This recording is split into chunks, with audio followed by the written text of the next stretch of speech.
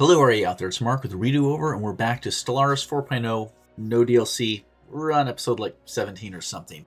So we're going to jump into a couple things right off the bat here. One of them is making claims. Now, we've had a little bit of like wishy-washiness on my part. Hey, should I go to war? I'm a pacifist. I've been playing as a pacifist, sometimes making suboptimal choices for the sake of the roleplay. Now, we talked about a couple things. Roleplay can be helpful to limit your choices.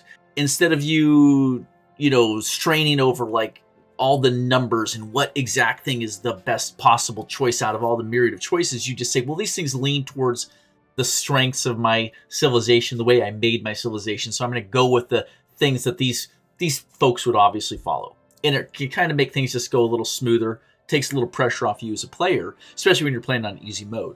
Now, I have to balance that slightly with the fact that this is a tutorial and we're trying to learn stuff. So I say we make a claim on Arginel and Hyken. So we can look at the claim system. We're not necessarily going to go to war, but we want to consider a few things. I will point out real quickly, getting the Raspberry Rapscallions cruiser with 623 firepower really made me a little more game to try and like knock out a starbase, because it's a lot of extra firepower kind of out of nowhere. Now, that doesn't mean the alien civilization might not have found an event that got them a cruiser, or they might already be at the destroyer technology potentially in the game if they're, more militaristic, or they have better technology, if they gain it quicker. So they could just have more firepower no matter what. It could be a really bad choice, but at the very least, we're going to look into the claim system. We want to consider a couple other things. Let's take a real quick look at the fact that we are pacifists and just make sure there's nothing in our policies that would inhibit how we could potentially pursue a war. We'll consider a few things like that, and we'll do that right now. So first things we want to do is take some of our 129 influence and we'll make a claim. We'll try and make one on Adrenal and on Hyken, but we'll sort of mitigate it by how much influence we have. What is the Bones of the Dead Star constructor working on? They are currently working on a starbase right now. So theoretically, the influence for that has already been taken out of the little, bank of influence we have. So they can move ahead. I don't want to cripple our influence, though, by making a bunch of claims on territories versus trying to use the influence to make a starbase. I don't know if it's considered a starbase claim, but it's just making the starbase takes the influence. So you're establishing, let's say, commercial and scientific and military presence in a system. So that's what that influence requires. It's a little odd right now because we don't actually have true communications with the Upsilon aliens. We got to be careful because when we make claims, it's most likely going to cause a negative impact to their view of us, at least after we've made official trade situations. We're going to have things like trust and whatnot and different metrics that will come into play once we've met the aliens. What I'm not exactly clear on is whether those values exist before you've made traditional diplomatic relations with an alien species. So we can't speak to each other. So will they keep a notebook of all the wrongs we do them? I don't know. If anyone knows that, I would be interested, but it'd be kind of a hard thing to check. But so let's start real quick. We're going to mouse up here on our pop out for our civilization. We're just going to look again at pacifist. So there's a policy saying we can't have an unrestricted war. Now we can go into policies, and in a minute we'll take a look and see exactly what that means. We'll read what unrestricted war is, because I don't think, we can't get to it through this pop-up. Otherwise, we can't engage in indiscriminate orbital bombardment. That's not an issue. We're not going to try and conquer any planets from orbit. That seems to be about it. Conflict as a means to an end is a ridiculous concept. It is by nature destructive, destroying what was to be obtained by giving room to grow that was to be destroyed. Gotcha.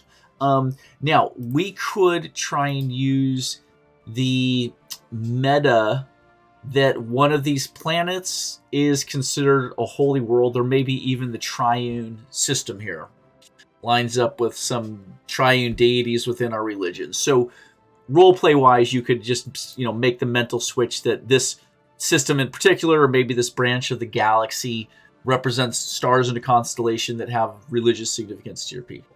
That's just for our RP to justify being warmongers. All right, let's jump to this. Government tab, policies and edicts. We want to see what our war philosophy options are. We're going to open this up real quick. And I see that we have 3 options. Unrestricted wars, which is grayed out and not actually an option.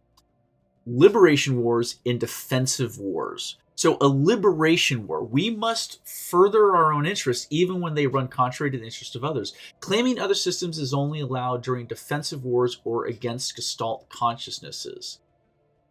Oh, wow. Unlocks the ideology casus belli on all empires with differing ethics. Interesting.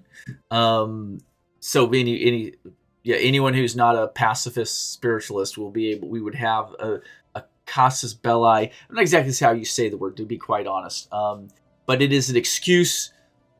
It's a justification for war or for aggression. It's kind of how I understand it. It's a real word. It's not a sci-fi word. It's like a word we use in our real earth here. In the defensive wars, violence is a last resort to ensure the integrity of our nation. Claiming a system is only allowed during defensive wars. So it seems like liberation wars, well, you get a little more space there because you got wiggle room against Gestalt consciousnesses. That would be like essentially a hive mind. Think of like a beehive would be a Gestalt consciousness. It's just one mind or one will that runs over all the members of the society kind of thing. So to be quite honest, I don't know if we can even make the claim, but let's try it. I believe this Adrenal system's completely claimed now, so we can attempt to make a claim. Now, if it is already claimed, we may be able to make a claim on the Helios system. If it is not currently claimed, I don't see any alien starbase around the star, meaning no one has made the starbase yet. So let's go into the claims tab, which is right over here. We want to try 2 things, Adrenal and Helios. So let's click on Adrenal. And can only claim systems inside the borders of known empires. Oh. Okay, that is fascinating. So the claim mechanic is specifically a diplomatic tool. So I believe very much that Adrenal is inside of the borders of an empire, but they're not a known empire because we haven't made diplomatic relations with them. Let's just verify that real quickly by going into Adrenal. We don't have a ship in there. Oh no, here we very clearly see alien stations, right? So there's even more than one of them. So I'm fairly confident, there's a third one, that the Adrenal system is in fact, that is a spaceport and it is part of the Upsilon aliens. But because we haven't open communications, we can't claim it. So simple, no choice there. We are still moving our fleets into position at Jor-El War. Now, let's go back to the claim tab and let's click on the Helios system. Can only claim systems inside the borders of a known empire. So same issue. And I'm assuming that has to do with the weighting cost, the influence burden that the system will make you pay. But essentially it's saying, you know what, influence doesn't really come into play if there's no one there to have influence over. I question. I don't think that exactly explains why making a starbase causes influence, if that's the case. Unless in that situation they're saying the influence points inward at your own civilization, meaning that you've gotten the buy-in and the commercial interest and the scientific interest and the tourist interest from your own population to build the starbase and inhabit a new star system. Maybe that's the storytelling aspect of that. But simple enough, we can't make a claim right now, but we can position our military fleets over there. We have no one else to really worry about at the time. So that being said, we will make sure that our constructor keeps moving on as we try and maybe claim a few more systems down here, which is sound advice no matter what. it seems like we will have difficulty as a pacifist civilization expanding into claimed territory unless the enemy attacks us first, which completely makes sense. That would be how a pacifist would work. So, but long story short is I'm still going to attempt to make claims either when we've made diplomatic contact with some alien species, or in the event that they declare war on us, we will go into the claim system and we will talk about those values and just a little bit about how it works at some point for the sake of the tutorial, if nothing else. Okay, that worked pretty good ish. We don't have to do anything, so I guess that's good. We have a sleeping constructor ship. Awesome. I'm going to shut down the military fleets thing here so we can see most of our civilian ships there. Here we go. Fear No Space Born is just sitting pretty. I have the minerals. No, that's the Canway. Oh no, here we go. Here's our other ship. They have no orders and there's no projects there. Okay. Geez. At this point, we could send them to backfill stations. We rushed them off to Wegmore to work on a... Oh, yeah, that's right. There was an 8 science, social science. Oh, my. Not 8. 10. Oh, my Lord. Wegmore 4, 10 social science points per month. That is the most valuable space station we have made so far. That is impressive. But, yeah, what can we do with the ship for the time being? Let's kind of glance around here. One thing that may be of value at this point is sending a constructor to the south, knowing that the Upsilon aliens are going to be coming around this way. I think, you know, it's non-violent, but we do want to push back and not let them claim too much. Because listen, here's another thing to consider. Once they're locked into this pocket of the galaxy, they might not have a lot of ways out except through us. I mean, you could potentially choke off the enemy if you confine them to a small space and limit their resources. So how about this? We see the Orditas system has 8 minerals, and we are very interested in minerals at this early stage. So yeah, let's just do that. Let's grab the Fear No Spaceborne, and we'll send them to Oridetus, and we're lacking 5 alloy. Okay, we're just going to move them there for now, but it does look like we've already claimed the Elysia system, so it should be next in our chain. Then we can move to Rawltree, then we can potentially move to Cyban. I would like to either limit the Upsilon's southern leg of their empire at the Cyban system, again, because 2 ways in, only 1 way out, or I'd like to stop them at the Rana system, where there's just the 1 way in, potentially, right? I say that because if we were to claim like this star system, the Xenos could go through us or around us. They could bypass us. So you always kind of want a single in-out choke point if possible. So Cyban or Rana would be our natural stopping points if we can get that far. No big deal.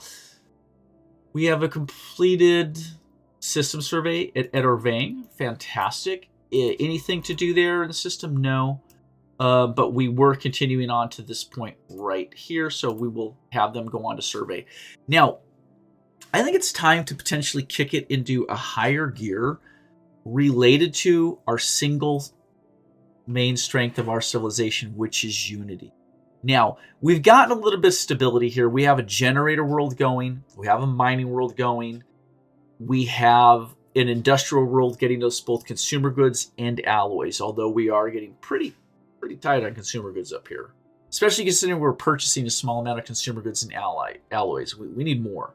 But we need to push ahead with priests, with unity. So what's that going to take? It's going to take pops, a little bit of minerals. We can handle it. It's going to take pops, and it's going to take consumer goods, because those priests love consuming goods to generate unity for us all. Or as we call it, priest juice. We're going to juice the priests, and it's going to be good for everybody.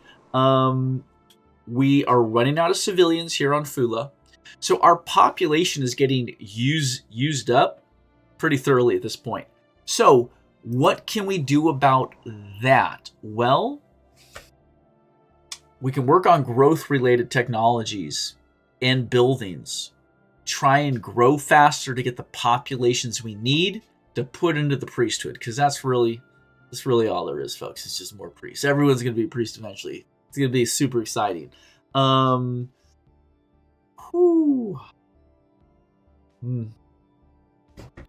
We need clinics, I would say, at this point. Hold on. Jump to technology. We are not pursuing the technology to get us more growth. Or did we already grab that? Hold on. Let's jump into here. Gene clinics. Oh, it's right there. I'm going to switch over right now to gene clinics. I'm making that call. That gene clinic building will get us potentially 10% pop growth. We're going to do that. Okay. So we're going to lean into getting people and making them priests. Okay. Let's run this clock forward, folks. Fastest speed. Nice thing is we have a decent little pocket of minerals right now. We have completed another survey of a system, the Helios system. Fantastic. And let's send our science ship. Is there a project here? Ooh. Let's see how complex that project is before we research it. Oh, ghost ship. Fantastic. Yeah, that's right. There's an automated science ship here. Let's have them grab that. Oh, sorry. Beard hair. It's not that gross. It's not that gross. All right. We're going to survey that project. Then we'll move on to the Damon system. Damanu. Oh my gosh. I'm bad at reading names. Here we go. Upsilon alien contact popping in here, folks. The Upsilon aliens appear eager to establish communications with us, having sent a large audio and visual transmission that appears to offer a key to translating their language. Sweet. Their trust is most welcome. That gives us a skill bonus of 1. I'm guessing, well, because we have +1 in code breaking. Okay. I don't know what their transmission did for us exactly. No, we can't see it. All right, don't worry about it. 80 more days, difficulty 5, skill bonus 1 for Big Alex. And they look like adorable insects. We get to see what they look like now. And they're receptive to us. They're like, yes. Or is that a hand for shaking? Okay. We'll let that run.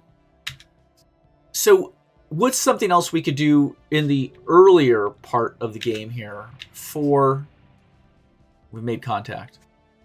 For Unity. Possibly Autochthon monuments on all of our worlds if we don't have that yet. We have enough minerals to do that. So let's get our communications established here, folks. We're receiving a transmission from the Tal Acheron hegemony. They appear to have successfully translated our language. Even with our code breaking, they got this done first. They might be very diplomatic people, species-wise. Diplomatic channels are now open and all hostilities between us have ceased for the moment. Interesting. All right, here we go. I speak on behalf of the Tal Acheron hegemony, and I bring you greetings, our great leader, Emperor Cz Dolph. The first is very pleased to have made contact with your unique species, and we look forward to an exchange of cultural ideas. They are, in fact, fanatically authoritarian. Oh, no. I was going to say, is that the opposite of pacifist? But no, militaristic is the opposite. What else are they? Xenophile. That's good. That's good they're not a xenophobe. They aggressively love the other, but they want the other to fall in line with their ideals because they're extremely authoritarian. Let's see what these mean real quick. It allows stratified economies. They can enslave. They must have an autocratic government. It gives them a lot of extra influence and extra resource pops. Okay. That means with that extra influence, they're getting roughly, we'll say 4 instead of 3 that most typical civilizations would have. So it allows them to expand and claim systems pretty quick.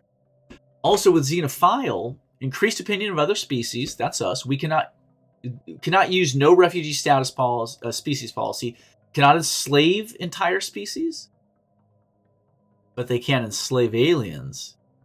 Interesting. I don't know how that works. It almost seems like those things are diametrically opposed. Yeah. I'm curious now. And cannot displace aliens. So our citizens greet you in peace. Yeah. So what this would do is we shall seek friendly relations with them. And opinion of Principality of Fula changes by +50. Boom. There you go. Now, at this point, we could theoretically claim Adrenal. We'll run the clock for a moment just to let it update, and we'll take a look at our... what is it? Communication? Contacts. The contacts tab. We'll get there in just a minute here, folks. I want to jump back to Fula real quick. We have our Autochthon Monument. We're going to jump to Isius. There's our Autochthon Monument. We're going to jump to Elysia, Autochthon Monument, and finally to Castor. No Autochthon Monuments. Oh my. Yeah, let's get something like that build. Let's jump in here. We'll just sort real quick. Automation building we don't want. Precinct house we don't want. Hydroponic farms we don't. Well, we might need it eventually. Alloy foundries, research building, no. Commercial zone would get us trade. We talked about trade a lot yesterday. We have quite a few amenities options: the Hollow Theater, the Luxury Residence, and the Medical Center. Oh, we do have a medical center. Oh, and we're upgrading the upgraded medical center. Well, that would be good. Let's do this. And then finally, there's the temple and the Autochthon Monument. Here's the nice thing about the Autochthon Monument is it doesn't take people to work the job. And will it get us amenities? It will not.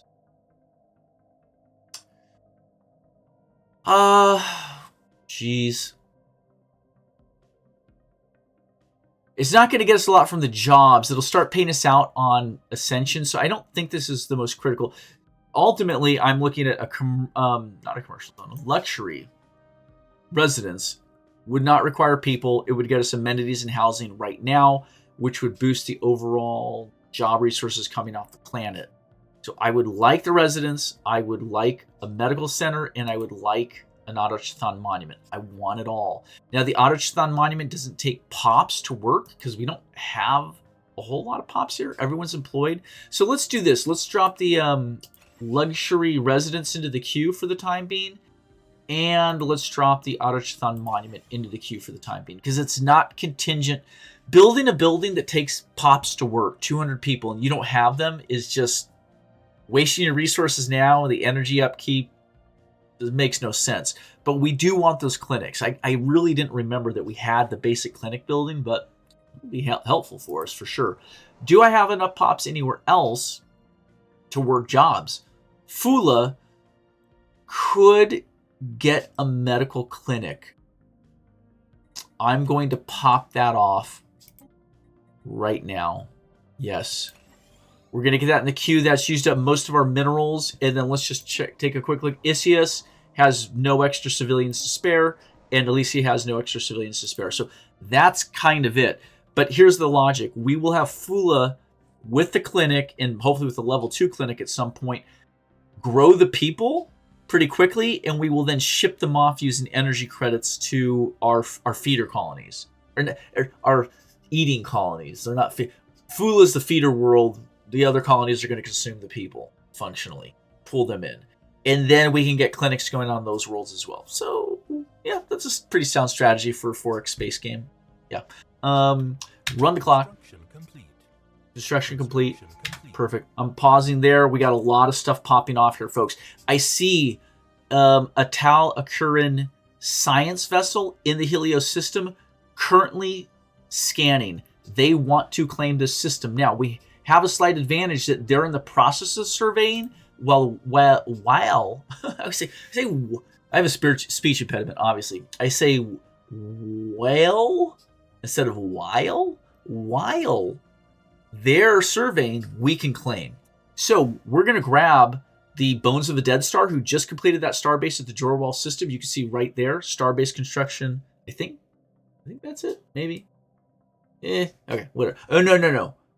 Construction complete, starbase. Yeah, whatever. We're going to take them and send them straight to Helios. We're going to claim it right now. We have just enough alloy and enough influence, and we should have enough for the second round to potentially grab the Damian system. Damian system. Okay, so we're rolling pretty good. So let's see. We can get rid of that construction complete message. What's this construction? The Canway finished a mining station. Canway, where the heck are you? Yeah, at Halvam, no problem. Gosh, I don't want to claim these systems yet. They're kind of just poor quality systems, to be quite honest. Let's have them back up and grab these couple of sort of poor grade science stations. Just it's easy work for them to do now, so we'll send them off to do that. So we'll dismiss that. What's the starbase construction complete? At Fu. Oh. We built the Nebula Refinery, giving us those 10 extra minerals, pushing us to 109 extra minerals a month. That's pretty good. We're going to be able to build a lot of buildings really quick. So I'm actually quite pleased with that. And that's right. In Jorwell, we did not build a star. What did we build here? Look in here. It is an outpost, not a starport. There you go. So we don't have any modular building slots, which is normal. None of your outposts have that. So simple enough. That's that. System survey? Where is that at? What are we looking at here? Kornagi is complete. So that's that little dead-end branch of the galaxy right there. So we can free up this science ship, the Atalante, to go do other stuff. Now, you can see we have one science ship off to the east. We have one to the south. We have one functionally to the west, moving north. So there's two options realistically that I say we could do with this science ship. We can backfill, meaning like I see like there's an Uzun system here that hasn't been completed yet. We could hit one of these archaeological sites right now, try and move ahead on that stuff, or we could send them out to go essentially cover a new branch of space. Probably better to continue pushing out our borders a bit yet until we find the alien Xenos. I mean, you're going to know when you have to stop because you'll be at the border of an alien civilization and then you stop. This is just all there is to it. I don't know what to say. So yeah, let's rush ahead to the south here and push against the Epsilons as hard as we can. So let's pull these guys, not them, the Atalante out. And yeah, we're going to send them down here to the Rantamariano system. I'm not even going to... Rantemario system. There you go, folks. Simple enough. We have a couple things popping off. Traditions available in a non-aggression pact. This diplomatic proposal will be automatically declined in about 6 months. Let's click in it, though. Here we go. So... they want to form a non-aggression pact with us. The galaxy presents enough threats without having to worry about war between the Principality of Fula and the Tala Akaran hegemony. We suggest entering into a non-aggression pact to mutually secure peace. So, effects. Form a non-aggression pact with the hegemony, and we will be unable to attack each other while this is in effect. This is... Sure. Now... one thing you got to be careful with many of these packs is that they actually have an influence cost burden to your civilization. So, two things. One is that I've never been able to see what the cost is from any pact offer. There's science pacts, trade treaties. There's multiple different things you can do, right?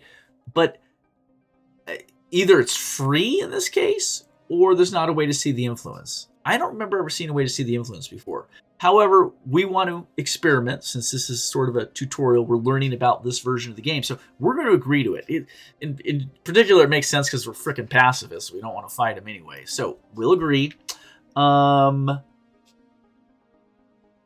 there's a couple of things we're going to want to look at here. One of them is, let's jump into our contacts now. So we've run a little time forward, and we can see right here, here's the hegemony. We're at a plus 57% right now.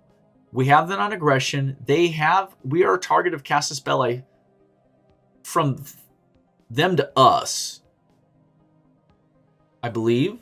And they are improving our relations with us. They are sending an envoy to improve relations. Remember how we only get like 2 envoys, maybe 3? Like you have very few envoys. I believe in order to improve relations, you have to send one of your very limited envoys to do that. So let's click on them. we can see a really quick overview. Intel, is 10 out of 8. The eye is closed, meaning we don't get to see them very much. Intel is changing at a rate of 1 per month to a maximum of 10. 10 change or 10 total, meaning we're maxed out. We have very low knowledge about their government. We have no knowledge of diplomacy, economy, technology, or military at this point. Okay. What else do we got here? Infiltration level 0. They're cordial with us. Belligerent is their diplomatic stance in general. Sending an envoy to improve relations costs a quarter of an influence a month.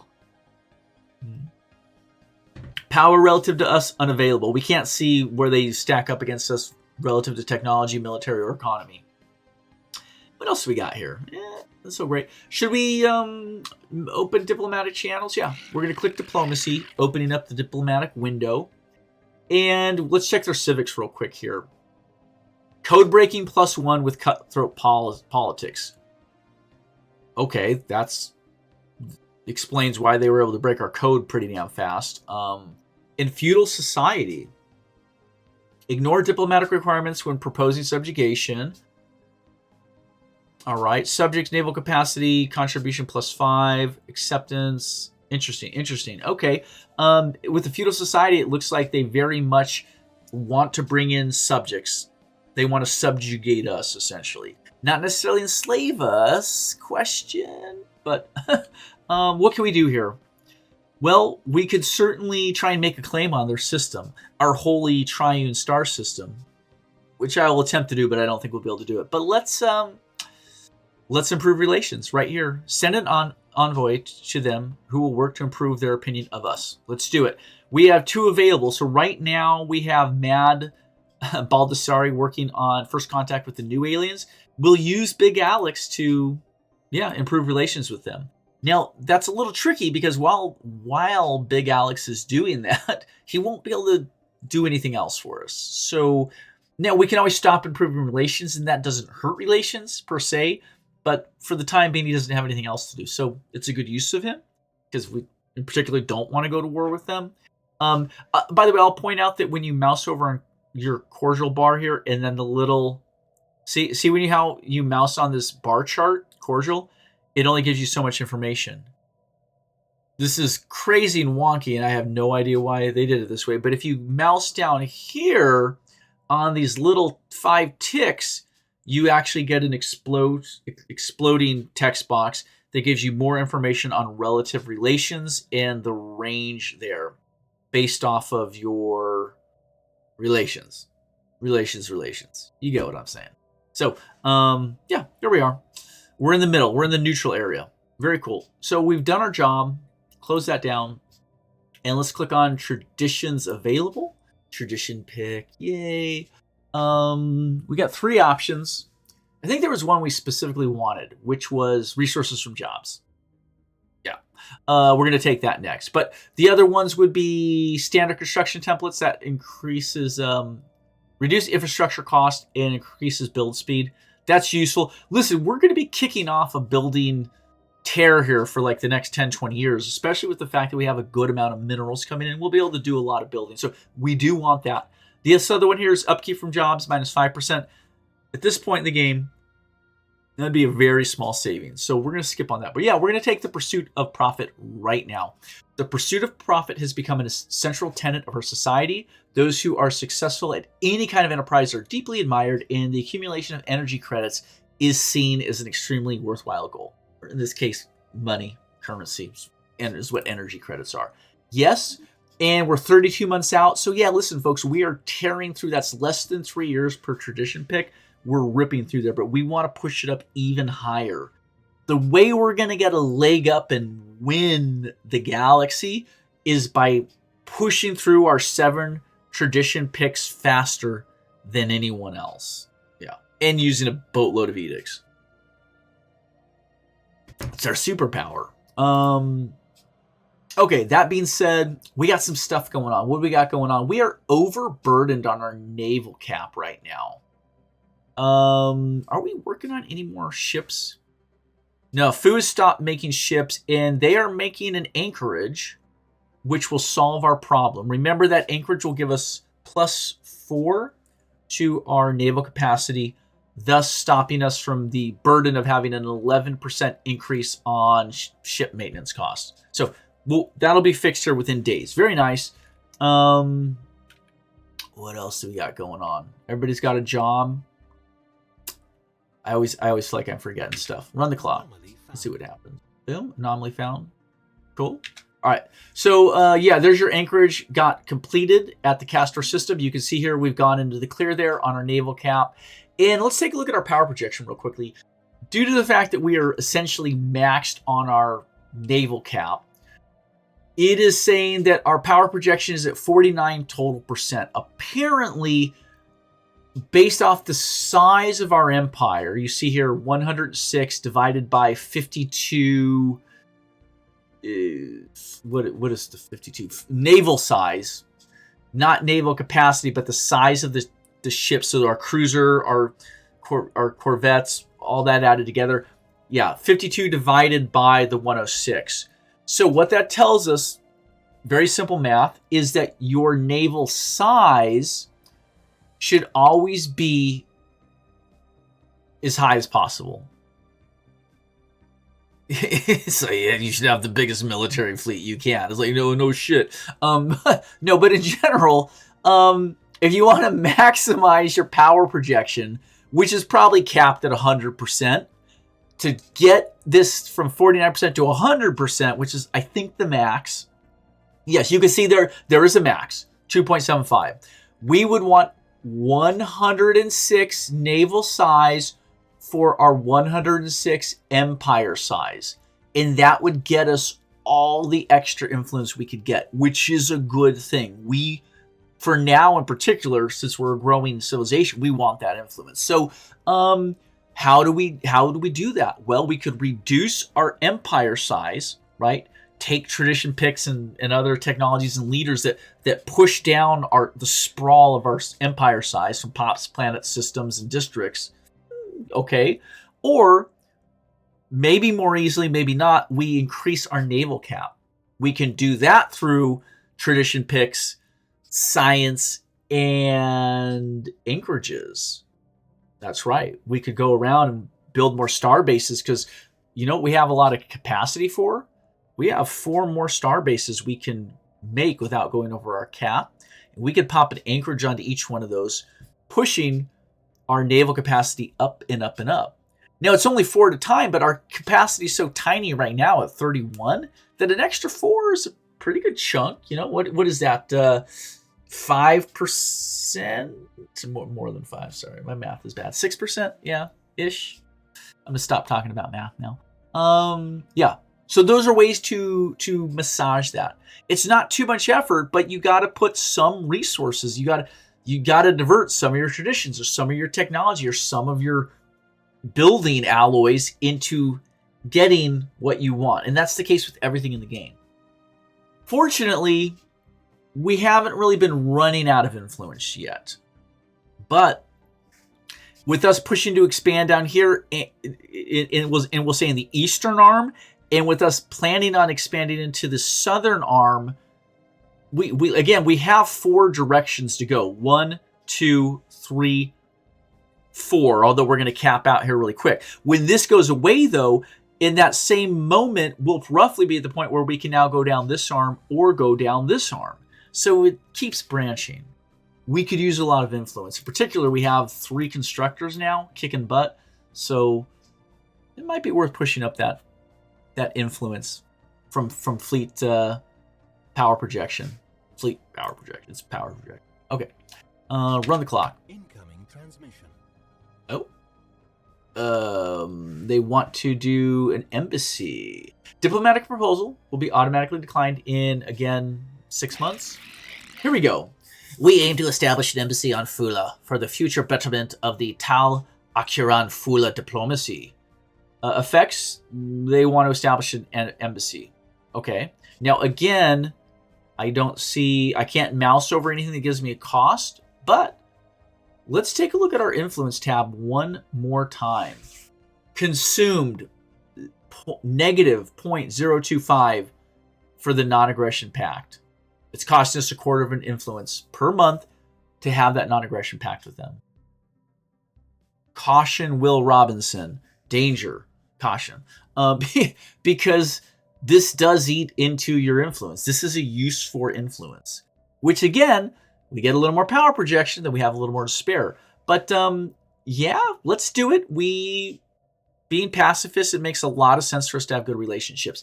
We're going to hit agree, and then we're going to do one more thing. I keep forgetting. Claim.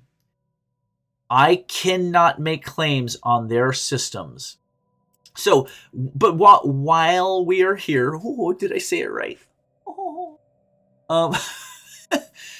This is what the claim system really looks like. You get these hexagons that will be green or gray or red, blue. Different colors mean different things, right? I think green means you could make a claim on it. I think blue means you have made a claim and it's gonna last and persist for decades, generations into the future. Your claim on that system won't go away. Red obviously means we can't. Why? Well, our war philosophy policy does not permit claiming the system except in a defensive war. That's right.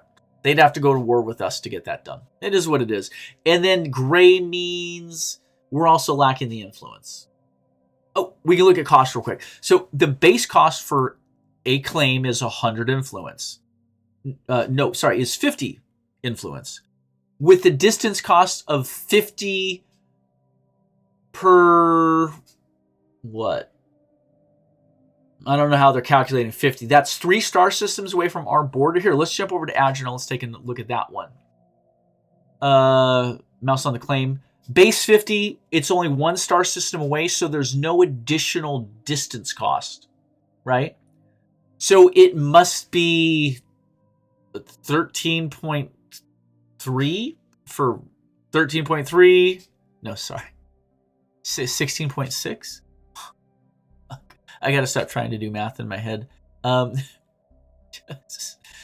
It's less than 16.6, right?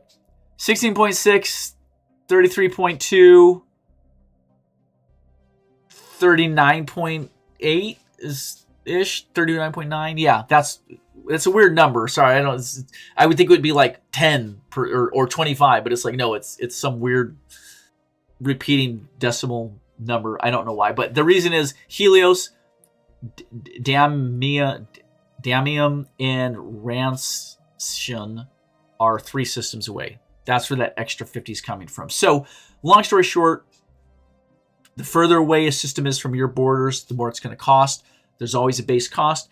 There are options you can take through traditions and whatnot that can reduce the cost of making claims. There may even be some leader traits that would do that for you. So if you know you were going to be militaristic and expansionistic, you would pursue the stuff that would allow you to make these territorial claims more cheaply. Okay? Now, I will explain briefly for anyone who is watching the show.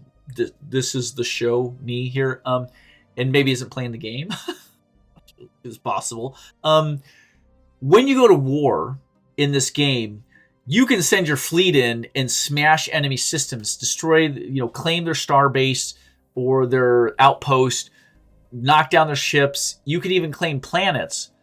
But if you haven't made a claim on those territories, when the war ends, you hand back those conquered systems to the enemy. It's very different than many other 4X war games where once your military is there, it's yours. That's not how it works. You have to make diplomatic claims to keep it claimed, to make it yours. That's just all there is to it. So be a little bit cautious. You could charge 8 systems deep into the alien territory all the way to their capital, but those systems don't become yours if you haven't claimed them. Also be cautious because the cost of making a claim on territory is increased during times of war with said territory claimant, owner, whatever. Yeah, it gets more expensive while you're at war. So it behooves you to make your claims before war breaks out or before you declare war, right? If that's your plan. So pretty cool. And then we have another system. Ooh, an anomaly. What do we got? Challenging. Okay. I'm not afraid of that. This is a signs of battle. A large amount of ship debris can be found. I did that on purpose. A large amount of ship debris can be found in orbit around the moon, possibly the remnants of some kind of massive fleet action. 250 days. Let's investigate it.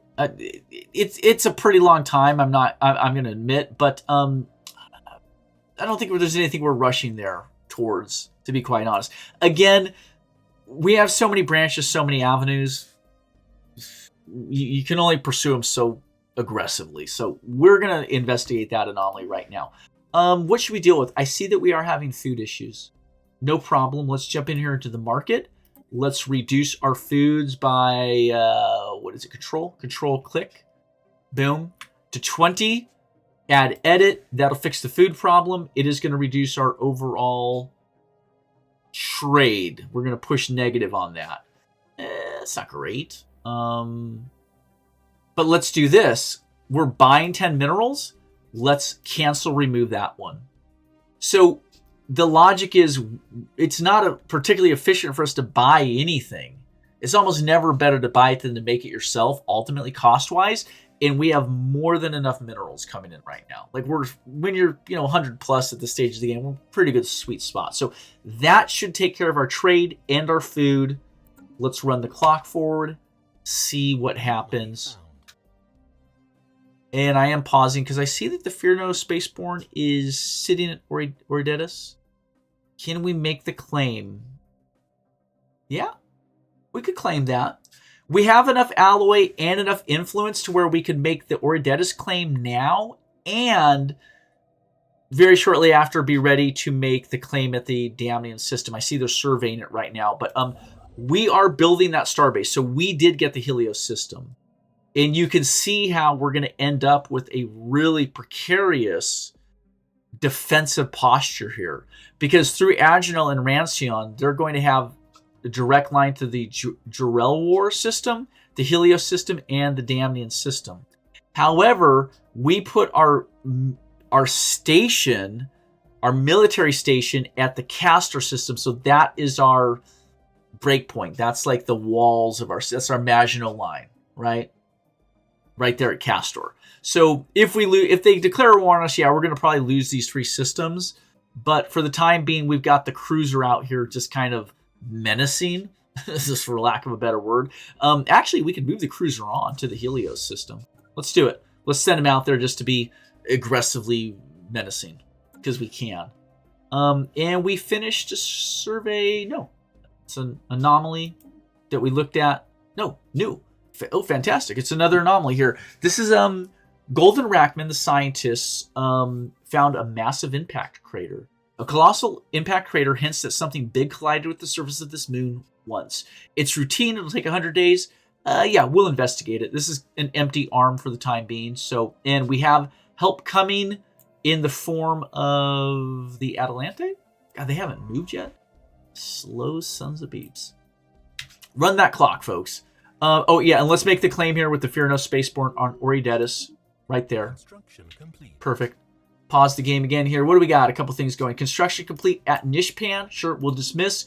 We'll go on and we'll go to SQ and grab those 3 science. That's pretty much the only way we're pushing our science up is through spatial learning. We're passively absorbing knowledge from the universe.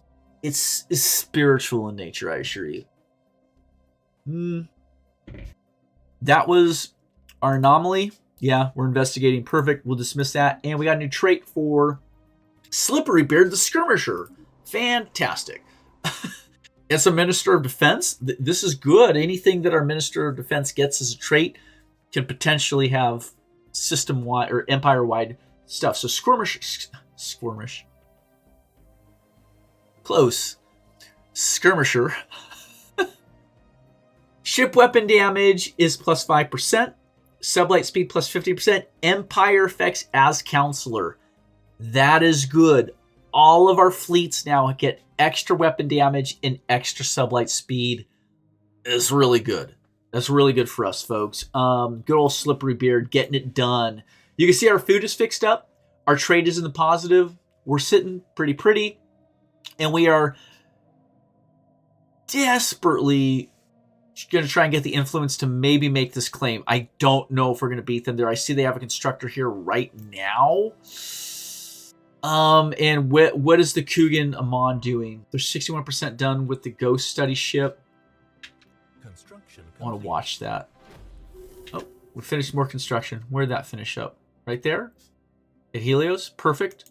Close that down. What do we do here, folks? Well, the system's not surveyed. It is what it is. Let's grab the Dead Star, and we will have them build the mining stations there to give them something to do, because we still got to send on our science ship. I don't think we're going to get the Damnian system. That's a bummer. What else do we got going on, though? Bad Luck Morgan got a new trait called Frontier Spirit. Oh, what? Open. Right-click to dismiss. That's weird. Okay, let's find Bad Luck Morgan under our leaders right here. Our Archprophetess. And what did she gain? She gained Frontier Spirit. Okay, sorry. Which is here. Frontier Spirit, Empire-wide as a counselor, colony ship build speed minus 25, colony development speed plus 15%. That's not going to help us out. At this stage of the game right now, we don't have any other remotely habitable planets around us. Like, what do we have here? The Alpine world and a Tundra world. Ugh. It's not really letting us know how colonizable they are. I mean, they're orange as opposed to green, but that's better than red, I guess. So keep an eye on them. What kind of stuff are we working on here, though? Let's go to our technologies real quick.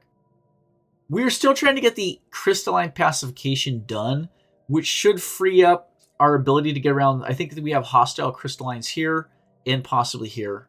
So it'll be well worth it, but I'm guessing we have a ways to go. I can't click in. No? Okay. That's a bummer. Let's go to our situation log real quick. Let's take a look at... oh, it's almost done. We're closing in there. Very nice. And the ghost ship research is closing in.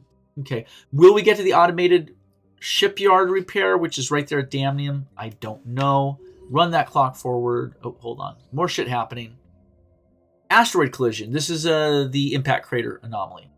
A large mineral-rich asteroid collided with the Escaminza IA at some point during the previous 1,000 years in what must have been a major impact event. An abundance of minerals can now be found on the moon in the vicinity of the impact crater for a fortuitous event. +3 minerals. Hold on. I didn't mean to do that. What do we got here? Golden Rackham. Got a new trait, Archaeologist. Fantastic. The more archaeologists, the better. You know, we're going to have multiple archaeological sites that we're going to want to come back and dig up at some point. So it just means they'll get to do it faster, and we'll get those treasures, those rewards faster. So very nice right there. 20% to excavation speed. Cool. And another first contact pending. The fleet we encountered in the Helios system is unlike any we've seen in this region of space before. It does not appear to be aggressive, but we can only speculate as to its origin or purpose here. Our best guess is that the fleet represents a faction without formal ties to any local authority or civilization. Oh, okay. Proceed with caution. First contact pending. Difficulties level 6. We have our +1 code breaking bonus. Otherwise, everything else is unknown. We will push forward on that. All of our ships are currently working on something. We have a lot of minerals stored up. Let's take a look. What do we got going? Castor Prime is working on the Autochthon Monument. They got their luxury residence, which is giving them a massive amount of amenities and a huge amount of housing. Headroom to grow. Fantastic. Remember, they were hovering around 84 on their stability prior to the luxury. Now that they in about 20% on like 20.4, 20.6 on jobs output, right? Now they're sitting at resources from jobs plus 27%. And this specifically is coming from high stability. This isn't just because we did the tradition pick that gave us plus 5% to all jobs. but I don't believe that's included in that 27. I think that 27 is just from the high amenities, because very specifically, it says, oh gosh darn you, come on, pop up. Effects from high stability. So we gained about 6.5 output from all jobs by building that luxury apartment with no pops to power it. Pops live in it and they enjoy it. So to me, that's super beneficial. Yeah, and those amenities right now are giving us a massive plus 20% pop happiness. It's huge. It's freaking fantastic. And in general, all of our resources should have climbed. I feel like, has our unity gone down a skosh? What's going on there? Oh, our leaders. I was saying, like, all of our resources coming in from jobs went up by 5%. Now, remember, jobs-based resources do not represent all resources. That's not your stations out in space. That's not some of your buildings that are automatically producing stuff, right? Like an Autochthon monument produces a little bit of unity. Well, that doesn't get a 5% bonus from the job stuff. So it's not a huge thing. I estimate it to be around 50%, 40-50% of our resources are coming from jobs, just as an average.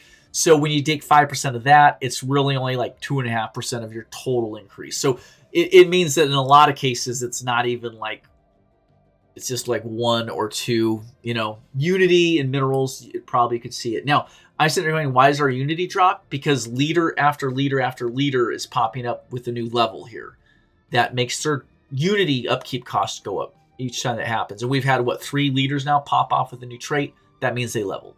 So there you go. But yeah, we're looking pretty good. The Autochthon monument's going to finish up. That's going to give us even more unity on this planet, which I like. Let's jump back around to Fula. Where are we going here? We got no extra people. They are currently employed in the medical center. Let's take a look at that. We do have 200 medical workers. So it looks like full employment functionally on Fula. We have a good mix. Let's look at pop assembly. Is that under management?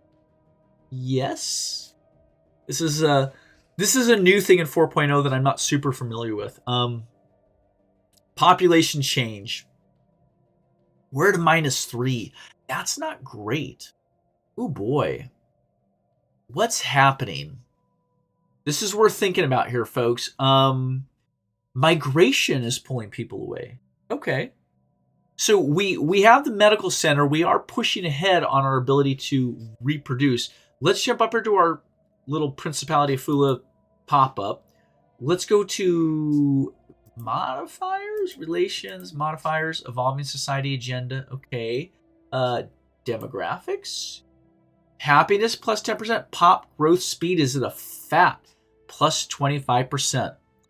So we've put some work in. We're getting a good amount of population growth speed just from, I think, oh, here we go. Genome mapping 10%, a new life 10%, fertility preacher, which is one of our leaders, plus 5%. So that's good. A lot of civilizations aren't going to have that plus 25% everywhere. But we also happen to have, very specifically, this medical center, which is giving us 10% pop growth. So on Fula, we're at 35% additional pop growth speed above the baseline. Now, let's jump back over to the management tab. Why aren't we moving forward in growth? It is because they're migrating away, going off to other planets. Our estimated growth is coming in at 5.86, so we're growing a lot of people. That's good. But we don't have them to ship off. I guess they're shipping themselves off. Those people aren't disappearing. They're going to our other colonies. So in a sense, that's good. Let's compare though. Let's compare. Hold on. Jump over to Isius. Did that not change? Hold on. Let's click it. Click off the tab. Re-click. Okay. What's happening here? What the fudge is going on? We're on Isius right now. It also lost 3 people due to migration.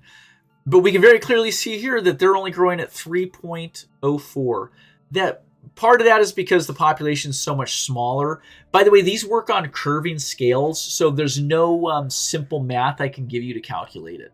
It's not like it's just like, oh yeah, you take 100% and divide by X. It's not going to work that way. Is your population relative to your planet's size, which is here, there's a point where it's very little population, it grows slow. Then the middle point, I think the curve is the biggest, where the population grows the fastest relative to the planet's capacity. And then once you hit to where you're getting near the planetary capacity, I believe population growth slows down, like too many mice in a habitat kind of experiment, if you know what I'm saying. They're not happy, so the population growth slows down. So it's hard to understand, to be really honest. It's almost completely opaque because they don't really show you that graph, I don't think. Whatever. Let's go to the next planet. Here we go. Elysia Prime is growing rapidly. So let's look real quickly. Their biological growth is 2.06. So they're not growing people very fast. However, through immigration, they're growing at plus 25. That is massive. All right, I like that. Now, what's the difference? Elysia and Isius are relatively similar planets, right? Colonized about the same time. Let's jump back and forth real quick. Let's be looking at their housing, their amenities, and their jobs. 27 available jobs on Elysia. So we have 1,600, 1,300, 27 jobs. Let's jump back to Isius. 2,600, 1,600, 0 jobs. Interesting. Think about this. More housing available on Isius, more amenities available on Isius, but its people are leaving. So the difference that I can see is availability of work. Maybe we build a building, we make the jobs, and they will come. Not play baseball, but pray, and make priest juice for us. You guys know. Priest extract. It's lovely. What are we going to do here, folks? It's a mining world. Should we keep pushing up minerals? Oh, gosh. No. No. What do we do here? Geez. We can always build more mining districts. Simple to do. We want unity, though. We're stalling out on our unity because we're stalling out on priest production, to be quite honest. But I also want a medical center. Okay. Now, any building I build right now is going to take our final building slot on Isius Prime, which is fine. But in order to get another one, we'll have to unlock one of these specializations to get to their 3 precious building slots. Gotta be a little cautious how we do this. Do we build a medical center and start staffing it with clinicians and increase population that way? Or do we just make more jobs, which we could do with a medical center would make jobs, a temple would make jobs, and a mining district would make jobs, and just try and pull in more migration? Now, there's only so much migration that's going to happen no matter what. So I would imagine that if we make jobs at Isius Prime and make it more appealing, similar to how Elysia is more appealing, I think we would just split the migration between them. Not really getting more pops, period. And let's just take a final look at Castor here. How's Castor doing? Let's go to their management tab. They're at a big -6. What's going on? Migration. Oh my gosh. Although Castor is extremely stable, has a massive amount of surplus housing and amenities, they seem to have the same problem. Not any available jobs. Well, I don't particularly want Elysia to grow over anyone else. I don't have any preference that way. So let's make sure that each of these worlds has jobs so they're appealing on their own fundamental basics. So I think what we want to do is get a building with jobs on Isius and a building with jobs on Castor Prime. So let's do this. On Castor Prime, They're building the Autochthon Monument. Okay, that's not going to help until that's done. But then let's jump in and let's get them. We're going to split it. We're going to do a temple here. And we're going to do a medical center on Isius Prime. Why? Because of 10% extra pop growth on Isius Prime, which is got over twice the population. It's a sweeter spot in the growth curve. So it's more likely that they will be producing more biological growth anyway because of where it exists on the curve that I've just sort of cursorily explained. So the 10% extra growth from a medical center here should ultimately produce more biological people. That's getting like super like micro analysis of how it works. But yes, a medical center should do more on Isius Prime than it will do on Castor because of the population difference, where they're at in the population growth curve. So here on Isius, we're going to take the final building and not build a temple, but in fact build a medical center. Boom, there you go. And does a medical center get us anything else? It gets us way more amenities. Holy crud, we're gonna see how high amenities can go, because we're gonna be sitting at like 3K amenities right now. Okay, and does Elysia need to do anything? It's growing quickly. It has jobs available in the colonist sector. Probably okay. Probably okay. We're gonna have to keep an eye on these consumer goods here. These are gonna start dropping. Actually, oh, we're out of minerals. We're out of minerals, so we're gonna just run the clock. Oh shit, we're at an hour 06. Okay. Pause the game. Multiple things popping up. Let's gosh, could we just leave these for next time, folks? Can we leave these for the next session?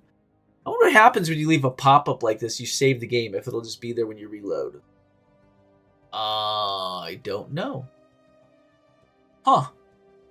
Ooh. I don't want to. I have a feeling. I think we need to resolve them now. I don't know this for certain.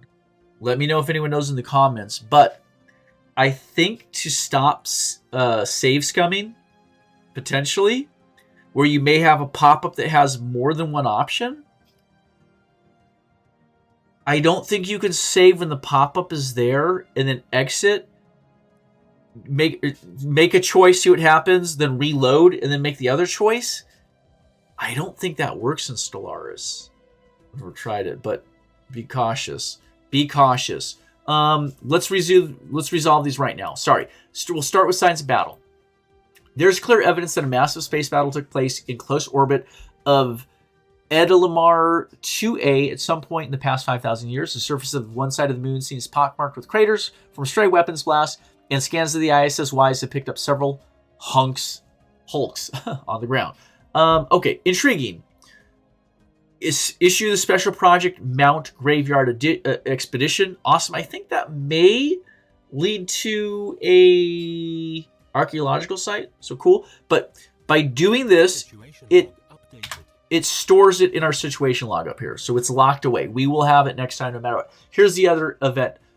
Abumi's Baby. Our science team has concluded that the abandoned ship referred to as the Yabumi in its command logs was conducting an experiment in the Helios system, the goal of which was the creation of synthetic life. An antimatter contamination breach resulted in the death of the ship's crew, as well as the newborn infant. Air quotes, infant. However, low-level psionic energy detected throughout the ship's system suggests the synthetic life form's ghost took possession of the vessel seconds before the accident. It is conceivable that the nascent consciousness has spent the intervening centuries in a vain search for its mother. Unfortunately, at this time, we have no way of communicating with the entity, nor of helping it find its rest. For now, the haunting of the Helios systems seems destined to continue a sad fate. Physics research gained for a 549. Fantastic. Okay.